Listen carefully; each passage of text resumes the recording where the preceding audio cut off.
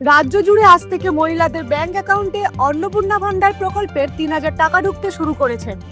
রাজ্যে প্রায় 1,45,00,000 মহিলা এই সুবিধা পাচ্ছেন।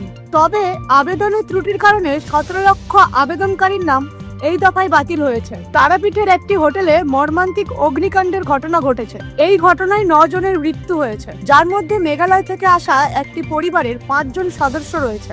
সবচেয়ে চাঞ্চল্যকর বিষয় হলো, এত বড় আগুন লাগলেও হোটেলের কোনো রুম থেকে ফায়ার অ্যালার্ম বাজেনি। প্রধানমন্ত্রী নরেন্দ্র মোদী এই ঘটনায় শোক প্রকাশ করে আহত ও নিহতদের জন্য আর্থিক সহায়তা ঘোষণা করেছেন। বঙ্গোপসাগরে নিম্নচাপের জেরে টানা ভারী বৃষ্টির কারণে পূর্ব মেদিনীপুর ও পশ্চিম মেদিনীপুরের বিস্তীর্ণ এলাকায় বন্যা পরিস্থিতি সৃষ্টি হয়েছে। কেলাঘাই ও বাগুই নদীর জলস্তর বৃদ্ধি পাওয়ায় নদীবাঁধ উপচে বেশ কিছু গ্রাম জলমগ্ন হয়ে পড়েছে।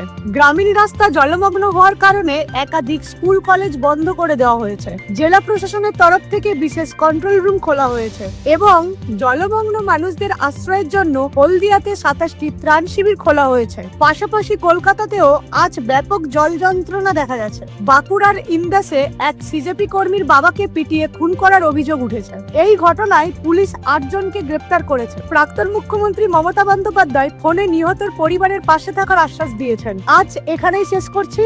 দেখা হচ্ছে পরের ভিডিওতে আরো কিছু নতুন খবর নিয়ে।